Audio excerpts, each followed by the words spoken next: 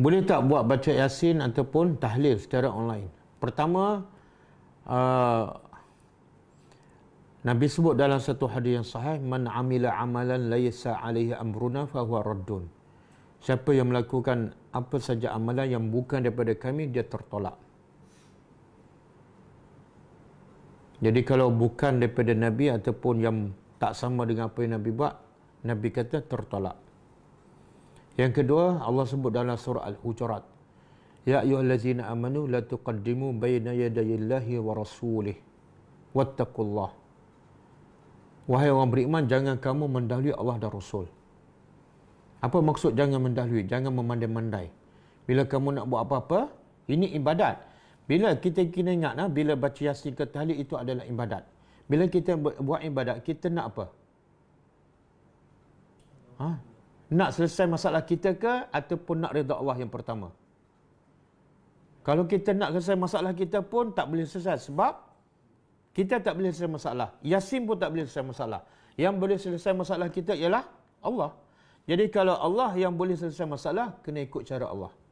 Maka Allah kata apa? Jangan kamu dahului Allah dan Rasul. Ataupun dengan kata lain, jangan memandai-mandai. Bila nak buat apa saja ibadat, tanya Allah. Allah suruh tak buat. Allah mana buat? Nabi. Sebab apa yang Allah perintah kepada Nabi, itulah yang Allah nakkan. Jadi Nabi buat tak? Zaman Nabi mana ada COVID. Sebenarnya apa yang berlaku di zaman Nabi lebih dahsyat daripada zaman kita sebenarnya. Lagi dahsyat kan? Taun, peperangan berlaku sepanjang masa kan? Nabi dan sahabat dihalau lagi teruk. Tapi apa yang Nabi buat untuk selesai masalah? Apa Nabi buat? Nabi baca Yasin beramai-ramai? Bukan. Nabi baca tahlil beramai-ramai? Bukan. Nabi buat apa?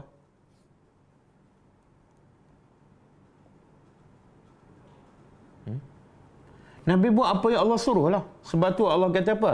Sekarang setelah kamu berdakwah 13 tahun di Mekah, dah tak boleh bergerak lagi, tak boleh berkembang. Allah perintah apa? Pergi hijrah ke Madinah. Dalam proses hijrah ada masalah tak? Ada masalah. Sebab orang musyrikin akan memburu Nabi dan mereka sehingga mereka tawarkan siapa yang dapat tangkap Nabi Muhammad hidup-hidup akan diberi hadiah 100 ekor unta.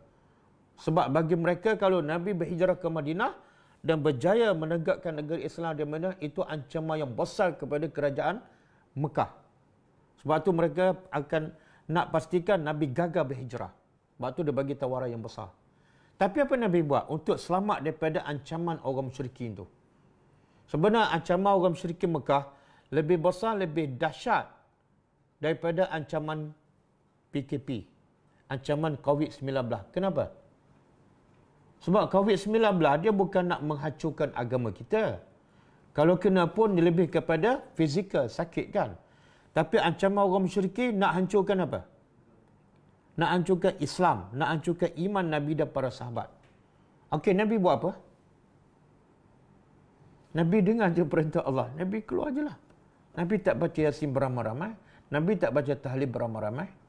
Sehingga Nabi terpaksa sembunyi dalam Gua Sur. Berapa hari? 3 hari, 3 malam. Dan sehingga orang musyrikin betul-betul berada di depan pintu gua tempat Nabi. Sehingga Abu Bakar kata apa? Kalau orang musyrikin tunduk je, pasti mereka akan nampak kami. Bila mereka nampak kami, habis. Gagal hijrah, gagal Islam. Kan? Masa tu Nabi baca surah apa? Tak. Nabi baca surah apa? Nabi tahlil berapa kali? Tak ada. Abu Bakar risau kan? Apa Nabi cakap pada Abu Bakar? La tahzan innallah. Jangan kamu sedih. Kita sekarang duduk kat sini, kita buat kerana Allah. Bila kita buat kerana Allah, Allah bersama kita. Bila Allah bersama kita, musuh kat depan pun kacanglah. Sebab musuh tu makhluk Allah.